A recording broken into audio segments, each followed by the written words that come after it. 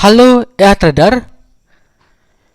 Nah, jadi sebelumnya saya sudah upload ya untuk perbandingan EA Scalper versi 1 dan versi 2 karena sudah memasuki bulan kedua. Nah, untuk sekarang ini saya akan bandingkan hasil 1 bulan untuk penggunaan dari Scalper Pro versi 2.29 dibandingkan di Agnes dengan yang di IC Market ya. Nah, dan untuk modal awalnya sendiri itu mulai start di berapa ya kemarin ya? Kalau nggak salah 44,65 ya, karena di Agnes itu sempat loss sehingga yang IC Market tuh saya sesuaikan. Jadi modalnya juga di 44,65. Kemudian untuk jenis akunnya juga berbeda ya. Di Agnes ini masih pakai akun Pro, sedangkan di IC Market itu pakai akun RAW. Sehingga di IC Market itu ada komisi atau charge ya, ada komisi.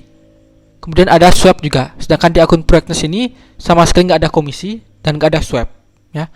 Nah, seperti apa hasil di 1 bulan ini? Mari kita cek. Mungkin ada yang udah tahu, jadi ini saya nggak perlu ulangi untuk hasil mingguannya, saya langsung ke hasil 1 bulan aja. Ini dari tanggal 4 sampai dengan tanggal 29. Kalau mau hasil mingguannya bisa dicek di video sebelumnya ya, yang saya up di hasil 2 bulan untuk yang versi 1 dan versi 2. Oke, lanjut. Nah, ini dapat 9,00. 9,00, oke lah. Sip. Kemudian sekarang di versi di IC Market ya. Kita cek di IC Market.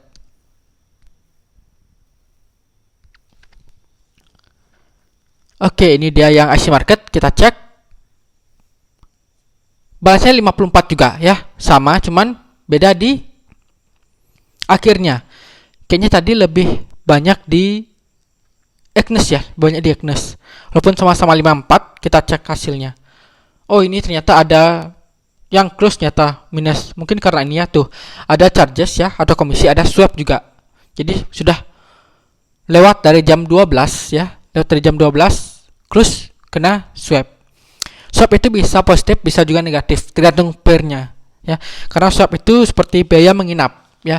Jadi perbandingan selisih ya, dicari itu selisih dari biaya nginep di, misalnya ini EUR USD, selisih di nginep di EUR dikurangin dengan di nginep di USD itu. Kalau misalnya EUR ini lebih gede dibandingkan dengan USD, itu bisa positif. Tapi kalau misalnya lebih kecil, itu jadinya negatif kayak gitu, jadinya loss. Oke, lanjut deh. Totalnya berapa sih 1 bulan ini? 4 sampai dengan tanggal 29. Dapatnya lebih kecil, ternyata dapat 8,86. Ini kemungkinan karena dikurangin dari adanya komisi ya. Sehingga kalau misalnya hampir sama dengan di Agnes tadi dapat 9,00. Ini cuman 8,86, berarti ada selisih min berapa? Min 14. Dan itu tentu aja kena di adanya swap dengan adanya komisi.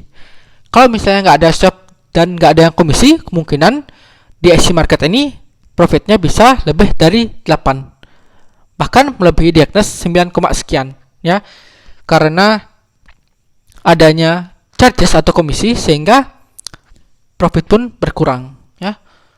Oke, kita lanjut deh. Hasil ke minggu ke berapa ya? Minggu ke 5. Minggu ke 5 4 sampai 8. Sip. Dapat 6,1 jam. Oke, sama. Dapat 6-an juga sih. Lanjut lagi minggu ke 6. Minggu ke 6 itu kalau nggak salah loss ya, minggu ke-6 min 2,3 sekian gitu. Apakah sama di sini? lebih kecil ternyata, min 0,21 ya, lossnya lebih kecil. Tapi karena ini dah adanya komisi ya yang menyebabkan loss. Padahal ini kalau misalnya 0,25 tambah 0,34 itu sekitar 0, berapa itu? 60 ya. 60-an ada. Kemudian ini cuma 0,49, artinya kalau misalnya dikurangin itu masih tetap profit, tapi hasilnya malah loss karena adanya ini komisi. Oke lah. Lanjut lagi, minggu ke-7. Minggu ke-7 berarti dari tanggal 18 sampai dengan tanggal 22. Sip. Dapat 0,79. Oh, ternyata ini cuma 2 posisi. Harusnya sih ada 3 posisi ya, karena lagi satu itu bisa profit. Karena minggu ke-7 ini di Ektes itu hasilnya profit di 1 ya, 1, sekian gitu. Ini malah 0,79. Oke lah. Lanjut lagi. Dan pengaruhnya tentu aja karena adanya komisi. Oke, lanjut lagi. Terakhir minggu ke-8 itu 25 sampai dengan tanggal 29. Sip. Dapat berapa? 1,52. Oke, hasilnya mirip sih sama yang di Eknes ini. Ya, jadi total di bulan pertama 4 sampai dengan tanggal 29 Juli 8,86. Oke, memang sih cukup kecil jadinya ya, karena adanya split tadi, split komisi ya, karena adanya komisi tadi dan ada swap, sehingga ya profitnya berkurang. Oke lah. Nah, sekarang mungkin kita cek untuk drawdown ya, seperti apa drawdownnya. Oke, ini saya cek lagi deh yang Eknes. Ini yang Eknes gross 9%, oke. Karena modal awalnya di 50. Profit rate sama loss rate. Profit rate 60%, loss rate 38. Oke, drawdown 28,1%. Kita cek untuk drawdown. Drawdown mana dia? Ini dia. Nah, ini kelihatan ya. Drawdownnya itu buy equity ini adalah floating, jadi sempat floating sampai dengan 13,74 USD. Sedangkan akumulasi total lossnya itu baru 8,79 ya. Jadi total lossnya cukup rendah, sedangkan untuk floatingnya cukup tinggi, sehingga maksimal drawdownnya yang dipakai adalah total dari floating ya. Tapi nanti bisa aja berubah ke buy balance karena loss itu kan terus bertambah gitu. Kalau misalnya floating itu tergantung pas momennya ya. Oke, sip. Nah, sekarang yang di Asia Market. Nah, ini dia yang di Asia Market, grow-nya lebih gede, 21%. Kenapa? Karena mulainya awal di 44,65 untuk depositnya ya. Dan kemudian untuk profitnya 9,51 itu, sehingga naikannya lebih tinggi, dapat 21%. Nah, profit rate-nya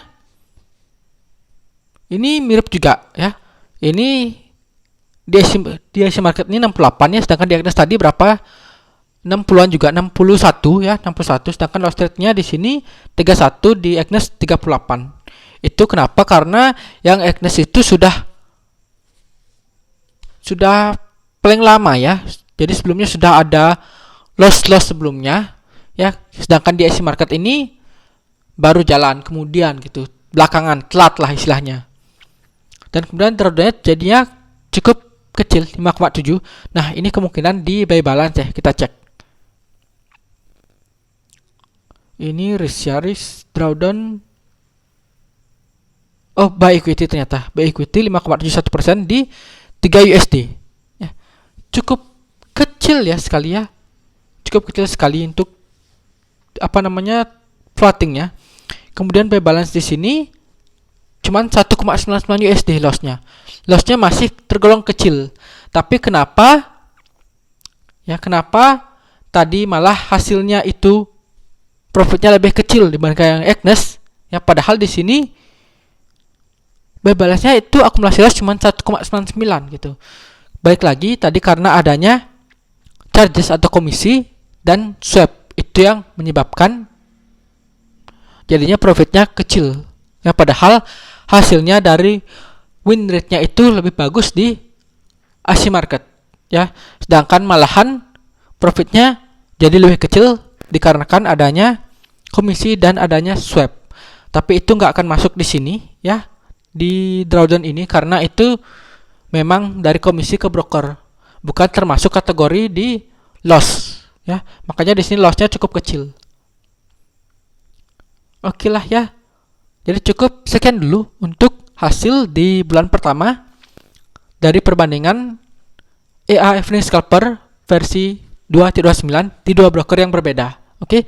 Dan akhir kata, saya ingatkan kembali untuk disclaimer bahwa segala jenis investasi dapat menyebabkan Anda kehilangan uang. Jadi, bijaklah dalam berinvestasi, gunakan uang dingin untuk uang yang sudah siap kehilangan. Apalagi trading merupakan high risk atau risiko yang tinggi. Oke?